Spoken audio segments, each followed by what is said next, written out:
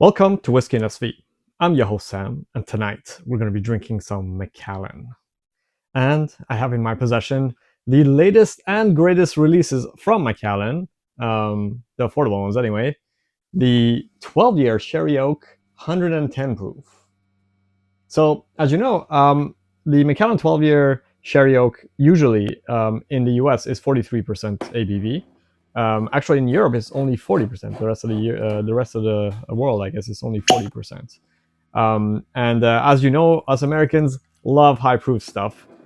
So we're very happy when Macallan plays ball and comes out with high proof things. So this release, I believe, is quite limited. Currently, it's only released in the US and the UK. And I believe in the UK it's quite expensive, £125.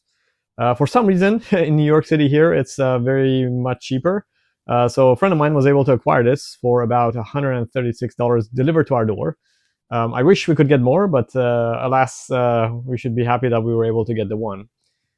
We did crack it the other night with my good friend and tried it, and yeah, we're pretty impressed. It's I can tell you, it's very, very good. As you can see, it's quite dark. Comes across as quite a sherry bomb to me, and yeah, I really enjoyed it. So I want to see how it stacks up against another release from Macallan that's also high proof, and that brings us to this year's classic cut, which is the 2025 release. This is a bit of a lackluster release, to be honest. It was at Costco for $100, so couldn't say no to it. But it is one of the lightest colored Macallans to date, if I remember well, and it's bottled at a mere 50.6% ABV, almost not even cask strength. So yeah, I figured yeah, it would make sense to put this in the blind and see how it fares compared to this release, which, you know, approximately the same price, slightly more. Obviously, much more limited. Has an age statement, is much darker. Generally, yeah, I can tell you when I tried them side by side, it was no contest. But we'll see how they prepare tonight. And just because for funsies, I figured I will put in this blind also the original first classic cut that came out in 2017. And this release is by far the highest proof release that they've done to date. And it's the only one that comes in this red foil cap. After that, from the 2028, they changed to these sort of gold anti-fraud caps. But yeah, this the only anti-fraud thing, it has this like little stamp there. I don't know how effective that is, but nevertheless, this bottle was and is quite legendary. It is hard to come by. I think the SRP on it when it came out was somewhere in the order of $70. And at some point in the whiskey hype, I bought my first bottle of that for $750, so way more than I should have paid. But I was trying to complete a vertical, as stupid as I am, and I do that often. Of course, prices on them have dropped, so I recently got myself and my good friend a bottle for around $290 or so each. So we were very happy about that. And yeah, I thought I'd throw it in just to see, you know, if you got the best classic cut compared to probably the worst classic cut compared to the Mac 12. Obviously, this is the price range is going to be very like 3x these two. So you would expect it to be better, hopefully. But these two are similar. So, you know, I think if you can get access to this, probably you should. Now, I'm getting a little bit ahead of myself here. I should probably pour them and you know, let them air out a little bit, because this one is a fresh crack. We opened my friend's bottle the other night, and yeah, I liked it so much that I decided to crack mine and do a review as soon as possible as well. Yeah, it's kind of a shame that you know, the once legendary classic cut series is getting so pale and you know, sort of lackluster. But well, we'll see how it does in a blind. You know, I think might be this might be a bit of an unfair blind, but we'll see how it goes. I have been going through quite a bit of this, sharing it with some friends. Very enjoyable bottle. It's probably still overpriced, even at around $300, but it's the nostalgia of it makes it hard to say no to. All right, so we'll put number 1 on the new Macallan Sherry Oak High Proof. We'll put number 2 on the new Classic Cut from 2025, and we'll put number 3 on the Classic Cut from 2017. So, as usual, we will nose them first, give some notes, taste, give some more notes, tell you my preferences, guess which is which, and then we'll do the reveal. All right, go on the first one. Wow, that is extremely potent. Very the sherry notes in this are like just full of raisins and dry sort of plums. Yeah, it's just very much like dried fruit and slight nutty notes. Like that's Oloroso sherry cask kind of a note. Very, very potent. Extremely enjoyable. I love this profile. Okay, let's go to the second one. Interesting. So by comparison, way less of a sherry bomb. It's still quite pleasant, but you can say that it's higher proof, but it doesn't have a sting to it.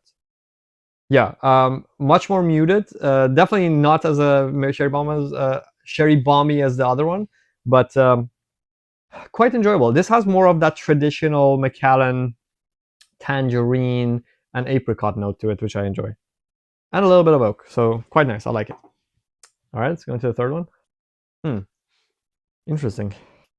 Yeah, this one is sort of a in-betweener. There isn't quite as much. Again, that first one was such a massive like sherry bomb. This one way less, and this one is sort of in between. It's yeah, I'm having a hard time getting the notes out of this one. Maybe I burnt my nose a little bit. Let me go back and try these. Yeah, maybe. I hate smelling out of these black Glencairns. Yeah. I think I need to just give it a little bit of time. Yeah. Okay. Well, can't really get too much out of that one. I think this one just like blew all my senses away. Let's just go to the tasting and see how that goes. Well, actually, you know what? I'm going to start the tasting from this one because this is way too potent. And yeah, I don't want to guess which it is, but it's kind of obvious. The other two, I'm actually not sure right now. So I'll have to taste to see. That's really, really good. That's like the classic stereotypical Macallan taste. Just high quality sherry, zero sulfur whatsoever. A good amount of sort of raisins and apricots and tangerines. Nice oakiness to it. That just like gives it a little bit of so this is not all just sweet. There's also that like sort of backbone, a little bit of oak bitters. Nothing bitter, but more like a enhancer of it to taste. Very enjoyable. This is really good. Love this. Okay, let's go to this one. Ooh, wow, that's quite more spicy than that one. Ooh, actually way more flavorful as well. That's quite a lingering taste. Comes across as more high proof and more spicy, but more complex as well. There's like lots more going on. I need to go one more time on this. Wow, it's very, very spicy as well compared to the other. Compared to that one, it's much more spicy. Interesting.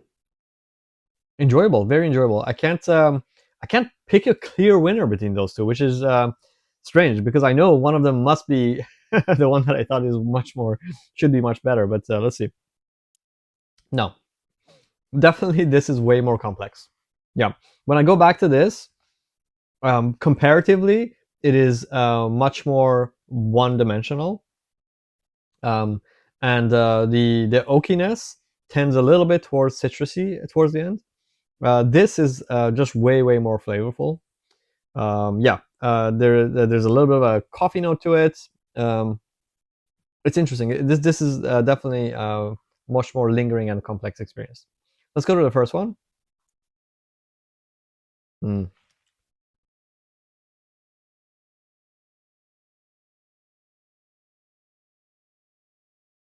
Whoa.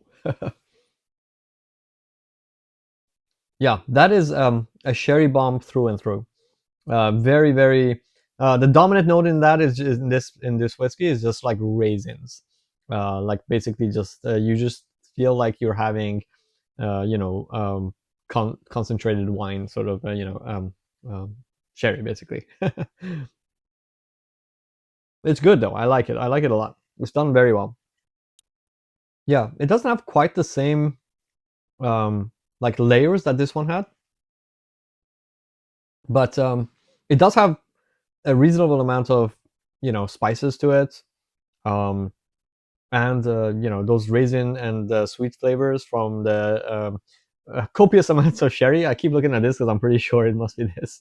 Um, yeah, it's very interesting. Okay, so from the perspective of what I like the most, what I enjoy the most, I'm pretty sure, like, from enjoyability perspective, I'd go back and forth. But this is much more complex a whiskey, I feel. This is quite behind the other two, in that it's just even though on the nose I wasn't really sure, like, how it compares to that one. On the palate, it's quite clear. Yes, it just doesn't have the same depth of flavor as this middle one. I'm gonna do it one more time. Yeah, that's nice. Much more subtle than this in terms of like the sherryness, but also very enjoyable. Ooh, it's significantly more spicy as well. I can just feel the peppers on my tongue. It's enjoyable, very enjoyable. Okay, so yeah, final thought. This is my favorite, and I believe it is the 2017 Classic Cut. This is closely behind in terms of enjoyability. It's just not as complex, and I'm pretty sure it has to be the 12-year high proof. And this is the least favorite out of the bunch, but it's still a pretty solid whiskey. And I'm gonna guess that this is the remaining one, which is the Classic Cut 2025. Let's do the reveal. All right, this is number one. No surprises there. Okay, let's see. Is this gonna be surprising? Nope. This is three. So this is the 2017, and this means this is number two, which is the 2025. Yeah, so to be honest, it's still the 2025 Classic Cut is still a pretty decent whiskey. I would, between the two, if you come across them though, there's no contest that you're going to enjoy this more. This is such a Christmas pour, just in time for Christmas too. So, and it's all Christmas colors, and I have my Christmas color tie on. So yeah, if you come across this, definitely a must buy, especially if you enjoy the regular 12 year. Actually, I shouldn't say that, because a lot of people like the regular 12-year just because it's like smooth. But if you're an enthusiast and you get a guilty pleasure out of the 12-year, then I'm pretty sure you're gonna love this, especially at around 120 to 130 bucks, which is where this is priced at, which is insane. Actually, I should correct that. I've heard that in the UK, this is 125 pounds, which means in dollar terms, that would be more like 160, 170.